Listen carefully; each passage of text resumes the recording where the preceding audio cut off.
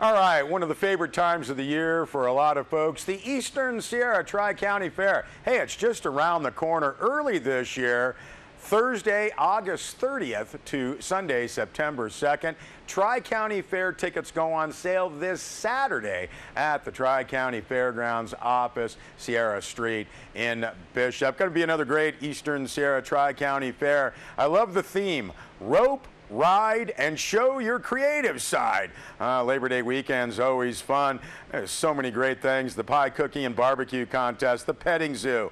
Sierra Wave Media has been sponsor of the Russell Brothers Family Circus for years now. They're going to have a turkey stampede and bird show. That sounds fun, as does Bugology. They're going to have chalk art. You know, some great music will be out there, horse shows, carnival rides and games, and yes, the Bishop Volunteer Fire Department Destruction Derby. Thursday, Senior Day, 4 to 11 p.m. the fair will be open. Friday, 4 to midnight. Jersey night. Wear your favorite team jersey. You get free fair admission. Saturday, noon to midnight. All kids 12 and under, free fair admission from noon until 6 p.m. That's also the barbecue contest. I understand they're going to have dollar beers at the sale barn beginning at 6 p.m. Let's not have like a disco night in Cleveland, shall we? Open rodeo at 7 p.m. Saturday, and then Sunday, noon to midnight. It's the Inyo County Scholar Day, and folks, if you've been watching this program for any amount of time, just know I love the I Care Pet Show. That's Sunday at 2 p.m. And as we said, the Bishop Volunteer Fire Department Destruction Derby in the Mike Booth Memorial Arena Sunday. That looks like it's starting at 6 p.m. this year. A little reminder about the sneak peek special on Thursday. $22 fair admission. That gets everybody unlimited carnival rides. So obviously, lots of fun to be had at the Eastern Sierra Tri-County Fair. And again, tickets going on sale this Saturday. You can get all the information, tricountyfair.com. Should be great this Saturday. The Eastern Sierra California Museum hosting a lecture and screening of the documentary film Talking Stone, Rock Art of the Cosos.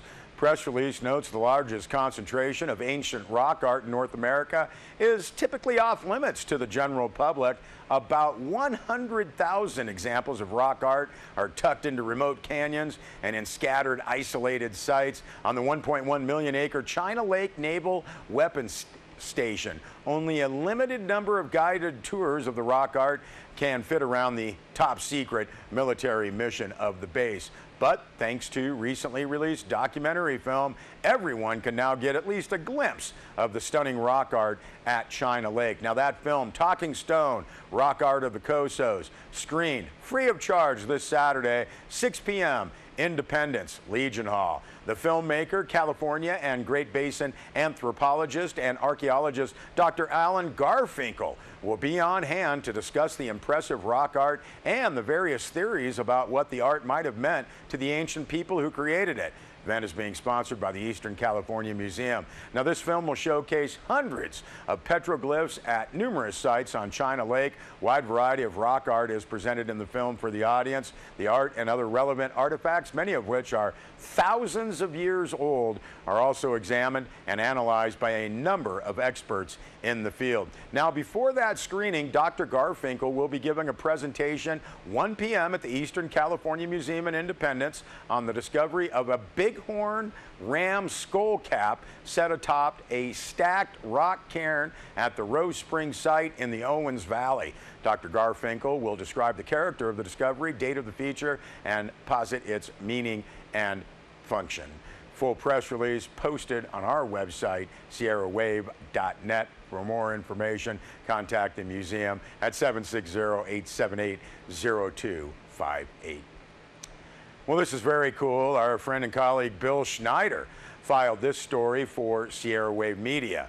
The U.S. Marine Corps VMM-161 Greyhawk Squadron of Tiltrotor MV-22 Ospreys recently concluded nearly 2 weeks of training at the Bishop Airport. The Osprey, while technically a plane, is a hybrid of a helicopter and airplane capable of both horizontal and vertical takeoff and landings, short takeoff and landings capabilities. It is also designed to combine the functionality of a conventional helicopter with the long-range, high-speed cruise performance of a turboprop aircraft. Now, the purpose of the Greyhawk's time in Bishop, well, that's to get some time flying in and around the mountains in our area, which are similar to the mountains in various potential hotspots around the world. The Greyhawk's primary mission is transportation of personnel and equipment, and with the unique speed, distance, and takeoff and landing capabilities of the Osprey, can operate where other aircraft simply cannot. Now, the top speed of the plane, 275 knots or 316 miles per hour, has a range of over 1,000 miles, can transport 24 seated or 32 floor-loaded troops, 10 tons of cargo inside of 15,000 pounds of cargo slung underneath. It requires a crew of 4, a pilot, co-pilot, crew chief, and a flight engineer. Now, in December of 2009, VMM 161 became the first operational squadron of tilt-rotor MV-22 Ospreys, with the Osprey replacing the aged Vietnam-era CH-46 Sea Knight. Now, the squadron, known as the Greyhawks, based at the Marine Corps Air Station in Miramar, squadron has the distinction of being the first helicopter transport squadron in the world. Now, while at the Bishop Airport, the squadron of roughly 20 Marine aviators and support staff stayed at several local hotels, enjoyed local restaurants, shopped at local stores.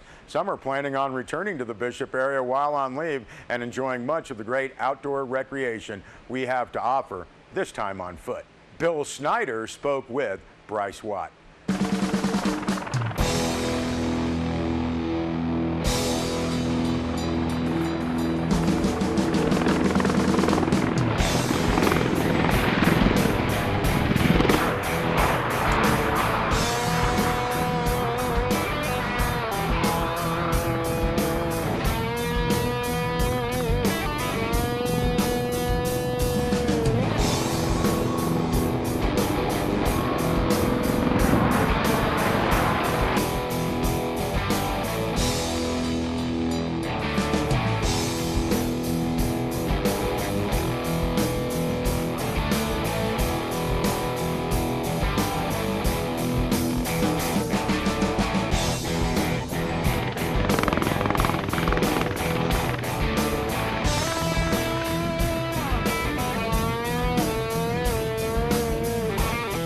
I'm a pilot on this. We got all kinds of guys out here, maintainers, crew chiefs, just a small part of the whole team coming out here to Bishop. We've been flying through the mountains, get some good high altitude training. It's also beautiful, which is a good bonus.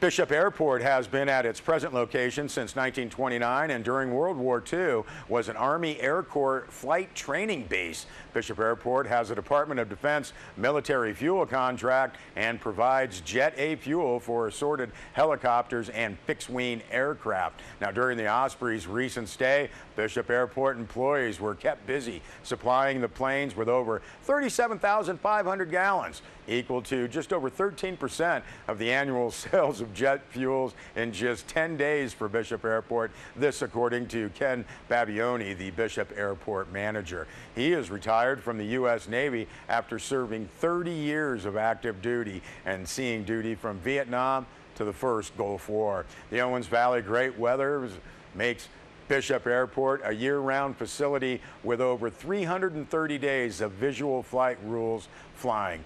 That's a great story, and we thank Sierra Wave Media's Bill Schneider for that. We'll be back with a weather report.